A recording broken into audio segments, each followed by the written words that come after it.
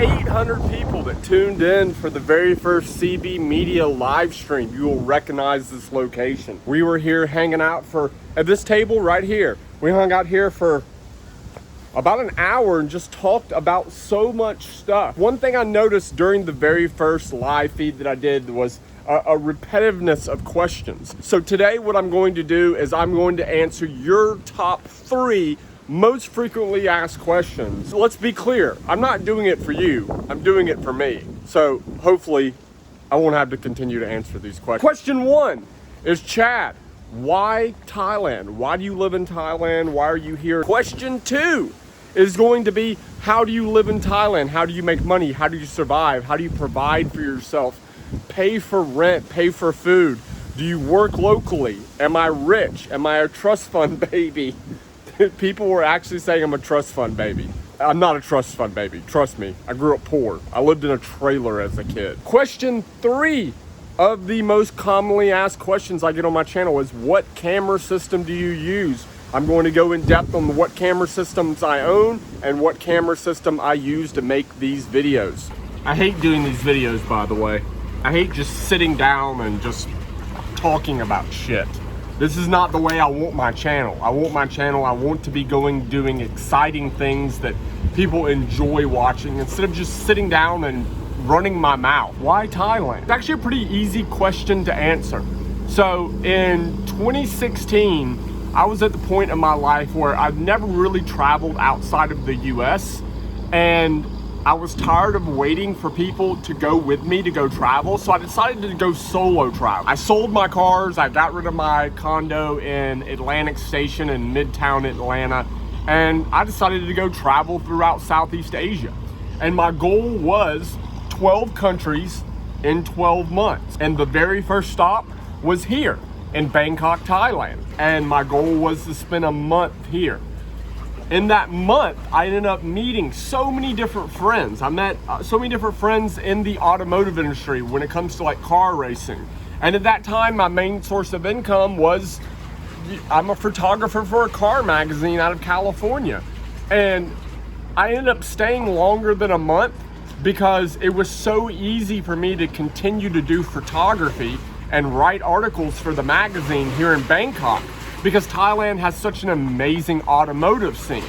So it was easy for me to be here and make money and still have my experiences while I travel. So what I ended up doing was renting a condo here in Bangkok and deciding to use Bangkok as my home base while I traveled throughout Southeast Asia. Over those next 12 months, I still went to 12 countries. I went to Cambodia, I went to Vietnam, I went to Singapore, I went to Malaysia, I went to Japan. I traveled all around Southeast Asia. And after going through all the different countries in Southeast Asia, like, don't get me wrong, I absolutely love Tokyo. I adore Tokyo.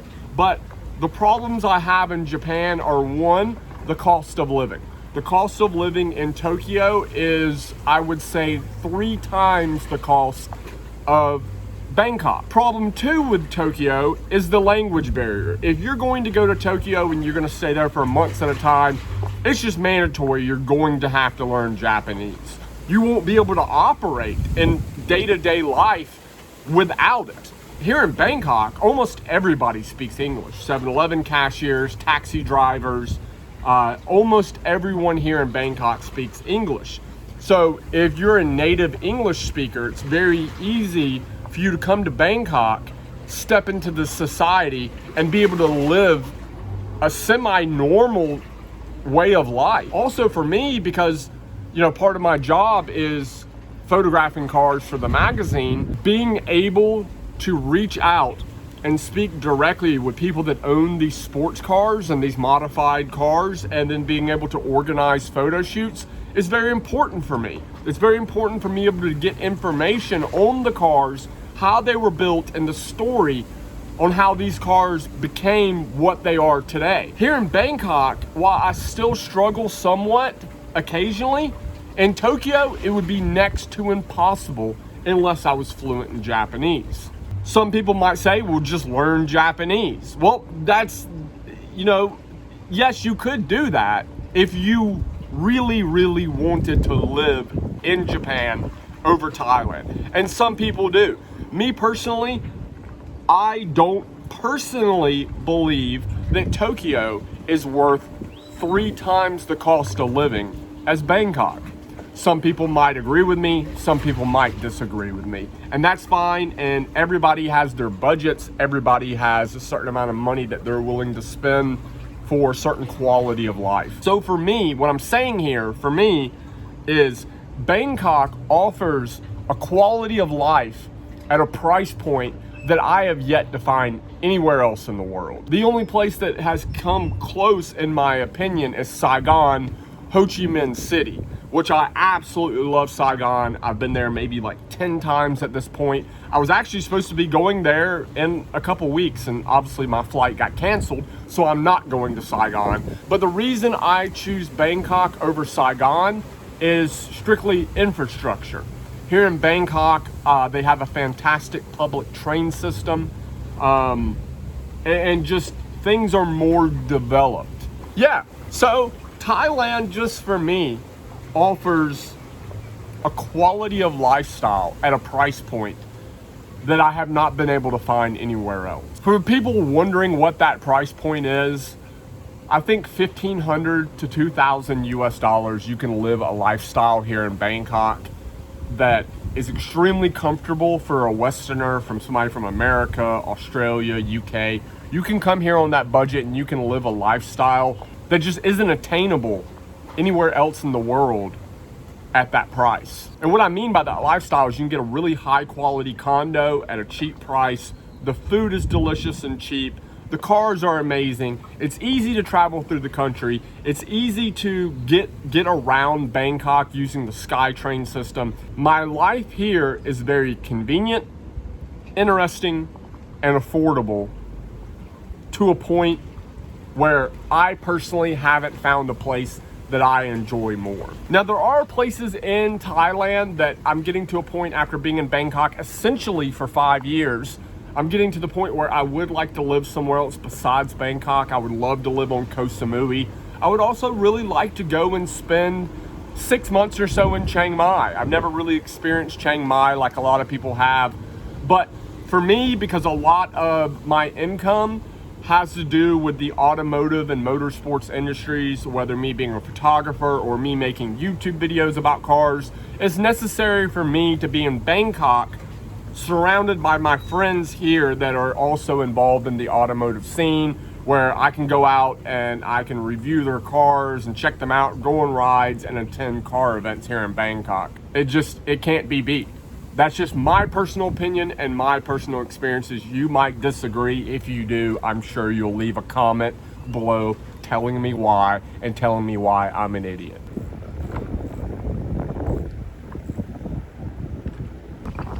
They're back there actually fishing, so I don't want to bother them filming. So I need to find another location to answer question number 2 on my frequently asked question list, which is, are you rich? Are you a trust fund baby?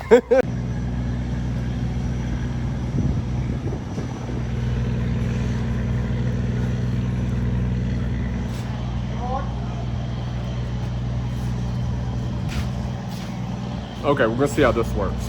Question number 2 is, am I rich? Am I a trust fund baby? Am I just living here completely retired? People say you look too young to be retired. Trust me, I am not retired. I work every single day. The truth is, I'm an entrepreneur. But let's make something very clear. I'm not a successful entrepreneur. I own multiple businesses and all of them make just a tiny amount of money, just enough for me to survive and live here working remotely. Business number 1 is I am a professional photographer. I've been a professional photographer for almost a decade. I work mostly in the automotive and motorsports industries. I'm a photographer for a car magazine out of California. I shoot HPDE track events in America where I have contracts with these companies where I take photos of people who race their cars on track and I sell them photos. And then I just work with multiple different companies in the real estate, automotive, and motorsports industries to help them produce content. So that makes me a little bit of cash. And it also explains why My content creation on this channel, just being 3 months old, is a lot different than a lot of other YouTubers. Well, I have a decade of experience creating content.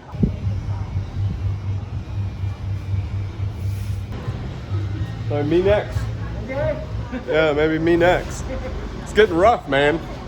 The reason they're doing this is barbershops are closed down here. There's no barbershops open. You guys complain about how shaggy and crazy my hair is. It's only gonna get worse unless I can get her to cut it for me. Which honestly, I might do that. The second business I have is I own a digital advertising agency, which I started about 5 years ago. Previous to that, I was strictly a photographer, strictly a videographer, and I ran into multiple issues where clients would hire me to produce content for their businesses. And then they would take my content and they would use it very poorly. Now you have to understand, if you're a business and you're hiring a photographer or a videographer to produce content for you, you're not doing it just for fun. You're doing it for a purpose. That's to grow your brand and generate more sales and more leads for your business. But the problem is a lot of these companies would hire me, spend thousands of dollars to pay me to produce content for them, and then they would not get the result they wanted because they were using the content incorrectly. So about 5 years ago, I started my own digital marketing and advertising agency. Essentially what this means is if you own a company, we figure out who your specific client is. What do they look like? What age are they? What sex? What are their activities? What are their patterns on the internet? Then we figure out a way to produce a piece of content that they would enjoy. They would want to consume this content because it provides them some type of value. And then we make sure that those people see that content in the form of Google SEO, Facebook ads, Instagram ads, anything we can do to take that content and force it into those people's eyes and get your client's attention. My third source of income, believe it or not, is now this YouTube channel. Now that I've crossed over 50,000 subscribers, this channel is finally starting to make some money. For the first month, I produced a video every single day, which was a ton of work. You have to remember, making these videos is not easy. I don't just shoot this stuff and just throw it up on the internet. It takes a ton of work. I have 4 to 8 hours invested in just the editing of every single video. And doing it for the first month and making absolutely no money doing it was a very difficult but necessary process. Now that we've crossed over 50,000 subscribers, the channel actually makes some money. You're the reason why. So again, I want to thank you so much for your support. Everything that you guys do, liking the videos, commenting the videos, sharing the videos, it all helps. But yeah, this YouTube channel, that is one of my sources of income. It's a Honda PCX 150. This is what I rented when I was on Koh Samui. If you watch my island tour series when I was on Koh Samui and I rented that matte gray Honda motorbike, this is that same bike, but just obviously highly modified.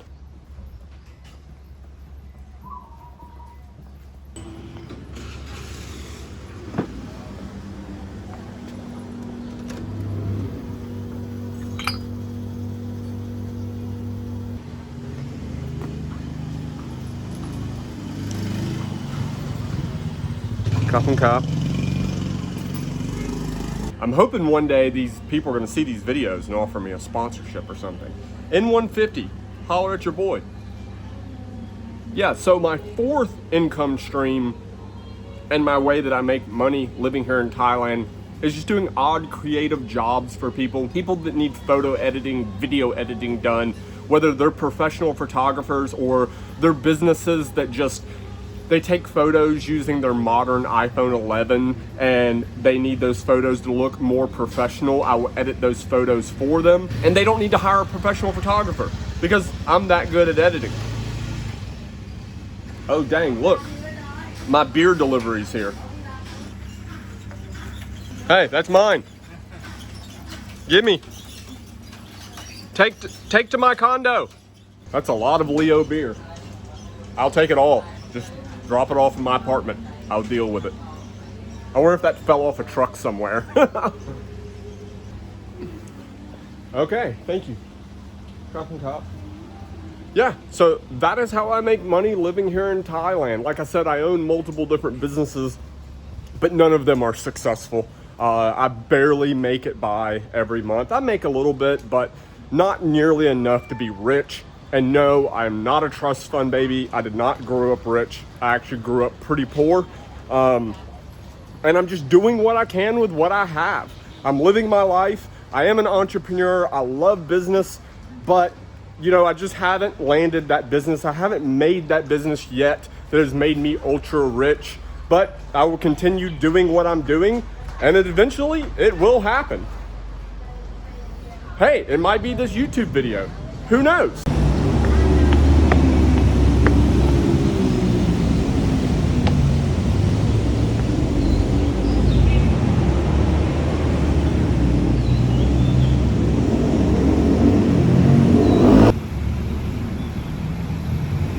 Commonly asked question number 3. Chad, what camera do you use to make your YouTube videos? I've never answered this question. I've always ignored this question for the simple reason, the fact that it does not matter. It doesn't matter what camera I use to make these videos. Just like when you look at this beautiful temple and you're like, wow, this temple is so beautiful. What hammer did you use to build this temple? When you eat a delicious meal and people are like, wow, that tastes so good. What oven did you use to cook this meal? It doesn't matter. The camera does not matter. What matters is the result. That said, I use a Sony a7R IV, the most modern, best Sony mirrorless camera that's on the market to produce photos and videos for my clients. That is my go-to camera. It's like a $4,000 camera. But to make these YouTube videos, I make them solely on my iPhone 11 Pro Max. I have a Manfrotto handheld tripod and I have a Manfrotto phone clamp. And that is what I use to make my video. I use the factory app. I don't use Filmic Pro. I don't use any external microphones. I use none of that. And the reason is my goal for producing these videos is to produce as much content as easily as I possibly can. I don't want to mess with settings. I don't want to mess with exposure. I don't want to mess with microphone gains. I want to press record and I want to produce the content, dump it into Adobe Premiere and edit my videos. A lot of people are not going to like that answer because they wanted to hear this magical thing where they could go get this point and shoot mirrorless or whatever that they didn't know about and they would be able to produce the same quality content and get the same growth on YouTube as me. That's not how this works. In the end, content is king. Trust me, I'm a professional photographer. I'm a professional videographer. I understand there's a time and place for super, super high quality content. And most of the time that place is for a client that owns a business. For YouTube videos, it's my personal belief, as long as the quality is good enough for people to consume it, then the content is what makes these videos successful. Another reason why I absolutely love the iPhone 11 Pro Max for a camera to produce YouTube videos over something like a GoPro Hero 8 or other action cameras on the market is the fact that the iPhone 11 Pro and 11 Pro Max have 3 lenses. The ultra wide angle that I film all my selfie style videos with, the standard lens, and then the telephoto lens. So what this does is where you're shooting with like a GoPro, you only have one lens, you only have one fixed focal length. This, you have options on the focal length on which you want to capture the content that you're producing. And I think that is very, very useful, especially in the YouTube world where it's just a run and gun, shoot what you can type of situation. Also, I'm able to go onto my phone and instantly review any footage that I shoot on my iPhone 11 Pro Max screen, which you cannot do on most action cams. You have to pull the memory card out of the slot, you have to enter into a memory card reader, you have to put that in a laptop and pull it up. With the iPhone, I just go into my camera roll and look at the video I just shot and check to make sure if it meets my standards of what I was trying to produce at that time. My personal opinion, when it comes to just the way I shoot YouTube videos, this phone is It's, in my opinion, the best way to produce content for me and for what I'm trying to do with this YouTube channel. There is your top 3 most frequently asked questions, and I have given you answers to those questions. Now stop asking them. In the future, if anybody asks these questions, I'm just gonna link them to this video and ignore them. I'm joking. I appreciate all the support. I appreciate the love. Thank you guys for subscribing, and I'll see you again soon in the next video.